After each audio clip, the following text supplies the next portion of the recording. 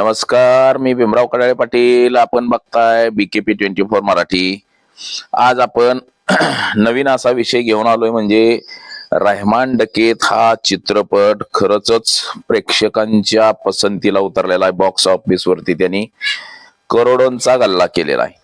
त्याचबरोबर आपल्या देशातले जे पॉलिटिशियन आहेत, राजकारणी आहेत, या राजकारणी लोकांनी हा रहमान डकेतचा धुरंधर हा चित्रपट डोक्यावरती घेतलाय असं म्हणता येईल. कारण की विधानसभेच्या पटलावरती जे अधिवेशन सुरू आहे, या अधिवेशनात सुद्धा त्या धुरंधर चित्रपटाचं रहमान डकेतचं जे कॅरेक्टर आहे, त्या कॅरेक्टरवरनं डायलॉगबाजी आपल्याला अधिवेशनामध्ये सुद्धा पाहायला मिळाली. केंद्राच्या बी पाहायला मिळाली आणि राज्याच्या सुद्धा अधिवेशनामध्ये धुरंधर चित्रपटाची जी भूमिका साजरलेली आहे अक्षय कुमारनं, तर त्या धुरंधरावरती सुद्धा डायलॉगबाजी आपण बघितली असेल. सत्ताधारी असतील, विरोधक असतील, तर खरंच हा चित्रपट कसा काय एवढा हिट झाला आणि या चित्रपटाची खरी स्टोरी काय, की बाबा कोण आहे हा रहमान डकेत, म्हणजे त्या काळचा हा भयानक माणूस असा समजला जात होतो.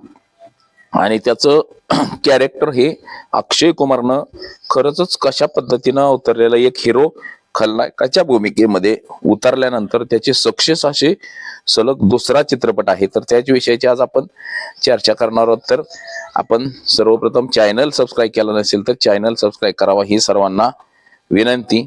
आणि चला चर्चेला सुरुवात करूया.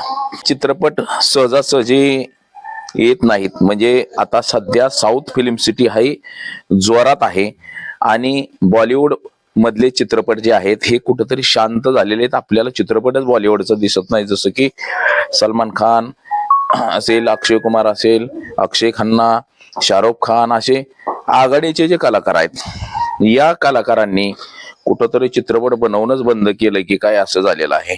आता त्यातच पाठीमागच्या काळामध्ये तो छावा चित्रपट आला होता. या छावा चित्रपटामध्ये जी औरंगजेबची भूमिका केली गेली, तो अक्षय खन्ना, या अक्षय खन्नाची त्या औरंगजेबची भूमिका सुद्धा सुपरहिट ठरली.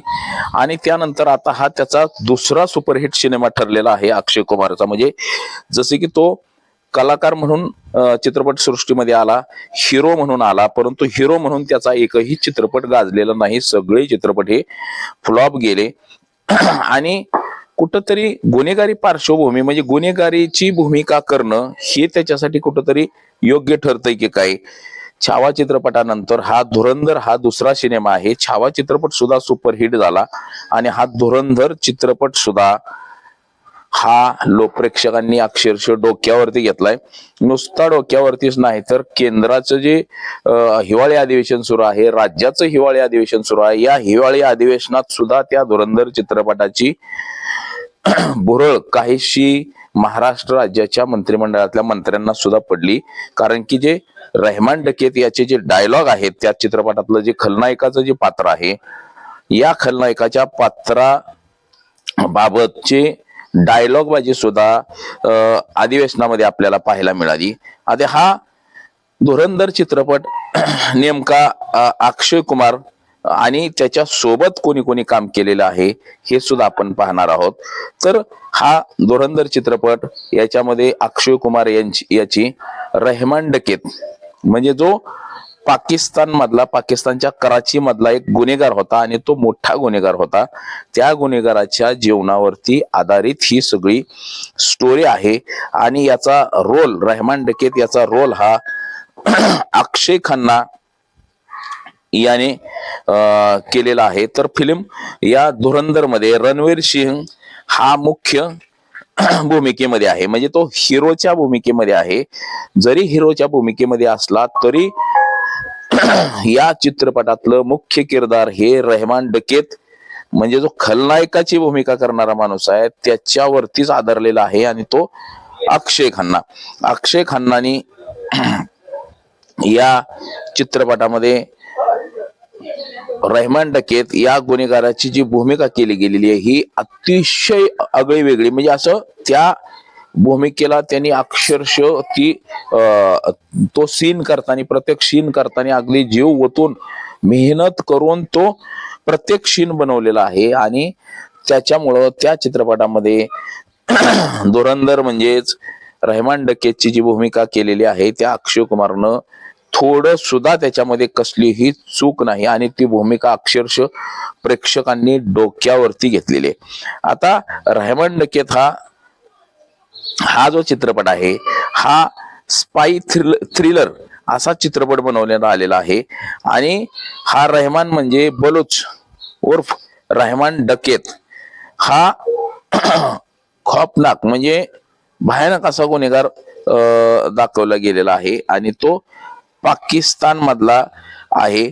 त्यानं त्याच्या स्वतःच्या आईला सुद्धा मारलेलं होतं, क्रूर हत्या आईची सुद्धा केलेली होती. म्हणजे तो एकदम क्रूर असा होता म्हणजे दहशतवादी आणि तो कराचीच्या भागातला म्हणजे बलोचिस्तान जे आहे पाकिस्तान मधलं त्या परिसरातला होता आणि तो एकदम क्रूर असा दाखवण्यात आलेला होता. पाकिस्तानाच्या कराचीतला तो लियारी इलाका म्हणून तिथं जो आहे तंगालिया, भीडभाड, रोजगार, अपराध आणि गँगवॉर असं लंबी दोस्ताना म्हणजे तो 1700च्या दशकामध्ये म्हणजे त्यानं अनेक गुन्हे त्या काळामध्ये केले होते. तो 1979 मध्ये मोहम्मद दादल म्हणून आहे एक व्यक्ती, त्याच्या घरी त्यांनी जन्म घेतला होता. सरदार अब्दुल रहमान बलोच त्याचंच नाव पुढे जाऊन रहमान डकेत या नावाने लोक त्याला ओळखू लागले आणि त्याने जे गुन्हेगारीकरण आहे हे अगदी वयाच्या 13 वर्षापासूनच सुरू केलं होतं. 13 वर्षी त्यांनी पहिली हत्या केली होती. त्यानंतर 15 वर्षामध्ये त्यांनी 15 वर्षापासून खूप असे गुन्हे घडवून आणले होते. त्यानंतर तो 90च्या दशकामध्ये गँगवॉर म्हणून मोठा पुढे आला. 2001 मध्ये त्याने अटक सुद्धा झाला होता. म्हणजे अनेक वेळा तो अटक झाला, बाहेर आला, अटक झाला. त्या म्हणजे रहमान डकेत हे नाव जसं आपल्याकडं भारतामध्ये दाऊद इब्राहिम असं बोललं जातं की दाऊद इब्राहिम हा मोठा गुन्हेगार आहे असं आपल्याकडे म्हटलं जातं. तो आहेच आणि असंच काहीच तो कराचीमध्ये म्हणजे पाकिस्तान मधला सुद्धा रहमान डकेत असा मोठा गुन्हेगार नाव होता तो.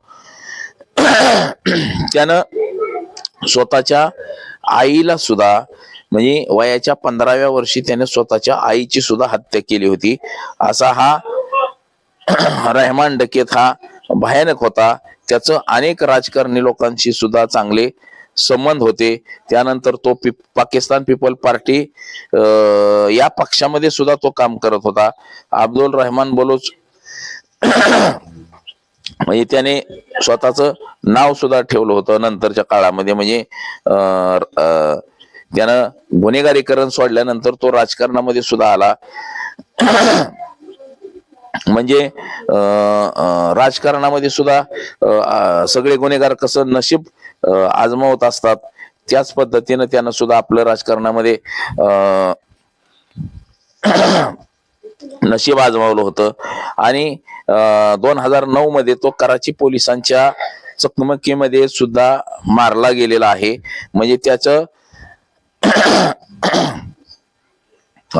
29 वर्ष ही पाकिस्तानच्या कराचीमध्ये भयानक अशी दहशत होती आणि त्यालाच धुरंधर असं म्हटलं गेलं. म्हणजे की बाबा हा फार विचार करणारा गुन्हेगार म्हणजे एक सुशिक्षित गुन्हेगार होता, परंतु त्याचं भयानक अशी स्टोरी होती आणि त्या स्टोरीवरती धुरंधर हा चित्रपट आधारला गेला.